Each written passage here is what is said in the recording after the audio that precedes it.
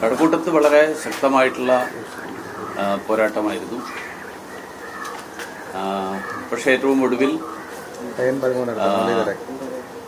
കഴക്കൂട്ടത്തെ ജനങ്ങൾ ദേശീയ ജനാധിപത്യ സഖ്യത്തിന് BJPക്ക് അനുകൂലമായിട്ട് വിധി എഴുതി. കഴക്കൂട്ടത്തെ അടിസ്ഥാന പ്രശ്നങ്ങൾ, ആ പ്രശ്നങ്ങൾ നിരവധി പ്രശ്നങ്ങൾ നേരിട്ടുകൊണ്ടിരിക്കുന്ന ഒരു പ്രദേശമാണ്. കുടിവെള്ളം, റോഡുകളും ഉൾപ്പെടെയുള്ള നിരവധി വിഷയങ്ങൾ. ആ വിഷയങ്ങൾ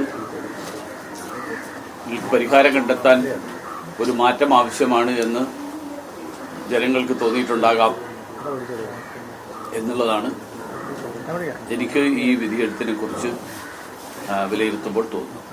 ശബരിമല ചർച്ച ചെയ്ത പ്രചരണത്തിൽ ഉപയോഗിച്ച ഒരു മണ്ഡലമാണ്. മുൻ ദേവസ്വം മന്ത്രിയാണ് കടകംപള്ളി സുരേന്ദ്രൻ.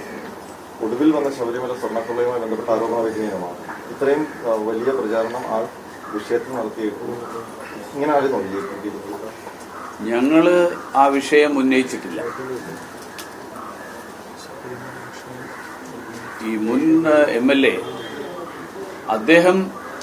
അദ്ദേഹത്തിന് ഇതിൽ ഉത്തരവാദിത്തമില്ല, ധാർമ്മികമായിട്ടുള്ള ഉത്തരവാദിത്തം മാത്രമേ ഉള്ളൂ എന്ന് പറഞ്ഞ്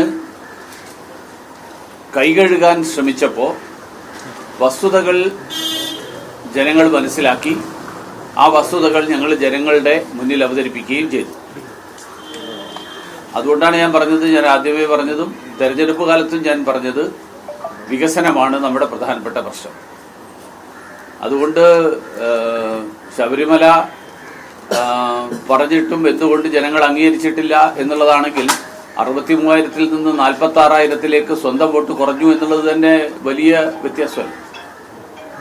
അപ്പോൾ കഴിഞ്ഞ തവണ വോട്ട് ചെയ്ത ഏതാണ്ട് 17,000 പേര് ഇത്തവണ അദ്ദേഹത്തിന് വോട്ട് ചെയ്തിട്ടില്ല. വലിയൊരു സംഖ്യ. ഇനി എങ്ങനെയായിരിക്കും മണ്ഡലത്തിലെ പ്രവർത്തനം തുടർ? മണ്ഡലത്തിൽ MLA എന്നുള്ള നിലയിൽ ഈ പ്രദേശത്തെ ജനങ്ങൾ നേരിടുന്ന എല്ലാ പ്രശ്നങ്ങൾക്കും പരിഹാരം കണ്ടെത്താൻ, അതിലിടപെടാൻ സർക്കാരിന്റെ പിന്തുണയോടുകൂടിയിട്ട്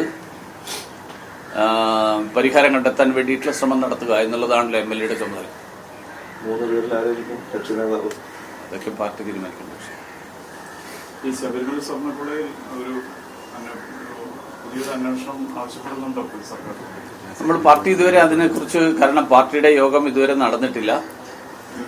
ഇത്തരം കാര്യങ്ങളൊക്കെ പാർട്ടി ആലോചിച്ച് എടുക്കുന്ന തീരുമാനങ്ങളായിരിക്കും. ആ തീരുമാനങ്ങൾക്കനുസരിച്ചിട്ടായിരിക്കും ഒരു ജനപ്രതിനിധി എന്നുള്ള നിലയിലുള്ള എന്റെയും പ്രവർത്തനം. ഈ ഭരണവിരുദ്ധ വിചാരം വലിയ തോതിൽ ആഞ്ഞടിച്ചൊരു തെരഞ്ഞെടുപ്പാണ്. 6 മണ്ഡലങ്ങളിൽ BJP 2ാം സ്ഥാനത്ത് NDA വന്നിട്ടുണ്ട്. ഈ 3 വിജയത്തിൽ മാത്രം ഒതുങ്ങി പോകാനുള്ള കാരണം അത് എന്തായിരിക്കും? അല്ല, ഈ തെരഞ്ഞെടുപ്പിൽ ഏറ്റവും പ്രധാനപ്പെട്ട വിഷയം, ഈ തെരഞ്ഞെടുപ്പ് UDFന് അനുകൂലമായിട്ടുള്ള വിധിയെഴുത്താണ് എന്ന് ആരൊക്കെ പറഞ്ഞാലും എനിക്കങ്ങനെ ഒരു UDFന്റെ ഏത് നയത്തിന് അനുകൂലമായിട്ടാണ് ജനങ്ങൾ വിധി എഴുതിയത് എന്ന് എനിക്ക് ഇതുവരെ മനസ്സിലായിട്ടില്ല.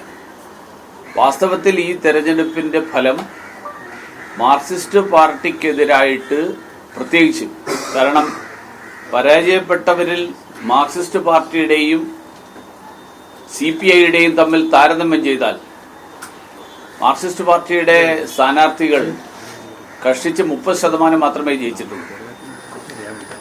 അപ്പൊ അങ്ങനെയുള്ള ഒരു വിധിയെഴുത്ത്, അതിശക്തമായിട്ടുള്ള ഭരണവിരുദ്ധ വികാരം, അതോടൊപ്പം ജനങ്ങളെ എത്രമാത്രം വെറുപ്പിക്കാമോ 5 വർഷക്കാലം കൊണ്ട്, അതിൽ റെക്കോർഡിട്ട ഒരു ഭരണമായിരുന്നു കഴിഞ്ഞ 10 വർഷത്തിനിടയിൽ ഏറ്റവും ഒടുവിലത്തെ 5 വർഷക്കാലം.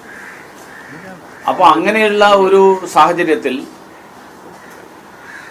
എല്ലായ്പ്പോഴും സംഭവിക്കാറുള്ളത് പോലെ ഭരിക്കുന്നവർക്കെതിരായിട്ടുള്ള ജനവികാരം തൊട്ടടുത്ത് നിൽക്കുന്നവർക്ക് അനുകൂലമായിട്ട് വരുന്ന സ്വാഭാവികമായിട്ടുള്ള ഒരു സാഹചര്യം, അതിന്റെ പ്രയോജനം കോൺഗ്രസ് മുന്നണിക്ക് ലഭിച്ചു എന്നുള്ളതാണ് ഈ തെരഞ്ഞെടുപ്പിന്റെ വിധിയെഴുത്തിന്റെ ഉൾക്കൊള്ളുന്ന പാഠം. അപ്പം അതിൽ BJP സ്വാഭാവികമായും കേരളത്തിലെ രണ്ടാം കക്ഷിയല്ല, കേരളത്തിലെ മൂന്നാം കക്ഷിയാണ്. അപ്പോൾ മൂന്നാം കക്ഷി എന്നുള്ള നിലയിൽ ഞങ്ങൾക്ക് അതിൻ്റേതായിട്ടുള്ള പരിമിതികൾ, ജനങ്ങളുടെ ഇടയിൽ സ്വാധീനവും ജനങ്ങളുടെ പിന്തുണയും ലഭിക്കുന്നതിൽ ചില സ്വാഭാവികമായിട്ടുള്ള പോരായ്മകൾ ഉണ്ടാവും. ആ പോരായ്മകൾ ഞങ്ങൾക്ക് നേരിടേണ്ടി വന്നിട്ടുണ്ട്. എന്നാൽ പോലും ഞങ്ങൾക്ക് 3 ജയിക്കാൻ കഴിയും. BJPക്ക് ഒരു സ്ഥലത്ത് പോലും ഒറ്റ സീറ്റ് പോലും കിട്ടില്ല എന്നുള്ള കാര്യത്തിൽ ഇവർ രണ്ടുപേരും ഒരേ അഭിപ്രായക്കാരായിരുന്നു. പക്ഷെ അതൊക്കെ തെറ്റായിരുന്നു എന്ന് ഇപ്പോൾ ബോധ്യമായി. ഭാരതീയ ജനതാ പാർട്ടിയെക്കുറിച്ച് കഴിഞ്ഞ കാലങ്ങളിലൊക്കെ രാജഗോപാൽജി ജയിച്ചപ്പോൾ അന്ന് എല്ലാവരും വിധി എഴുതിയത് അദ്ദേഹത്തോടുള്ള സഹതാപം കാരണം ജനങ്ങൾ വോട്ട് ചെയ്തതാണ്. ഇത്രയും വർഷമായിട്ട്, ഇത്രയും പ്രായമായിട്ടുള്ള ഒരാൾ വർഷങ്ങളായിട്ട് മത്സരിച്ച് തോറ്റുകൊണ്ടിരിക്കുന്നു, അതുകൊണ്ട് ജനങ്ങൾ ഒരു തവണ ജയിപ്പിച്ചു വിട്ടു. പക്ഷേ ഇത്തവണത്തെ വിജയം 3 സീറ്റുകളിലുള്ള വിജയമാണ്. അപ്പോൾ അതുകൊണ്ട് അത് ആരുടെയെങ്കിലും സഹതാപമോ ആരോടെങ്കിലുള്ള പ്രത്യേക താല്പര്യമോ എന്നുള്ളതിനപ്പുറത്ത് പ്രധാനമന്ത്രി നരേന്ദ്രമോദിജിയുടെ നയങ്ങളോടുള്ള അംഗീകാരവും ഭാരതീയ ജനതാ പാർട്ടിയുടെ നിലപാടുകളോടുള്ള അംഗീകാരവും, അങ്ങനെ ഒരു അംഗീകാരമായിട്ട് ഈ തെരഞ്ഞെടുപ്പിന്റെ ഫലം വന്നിരിക്കും.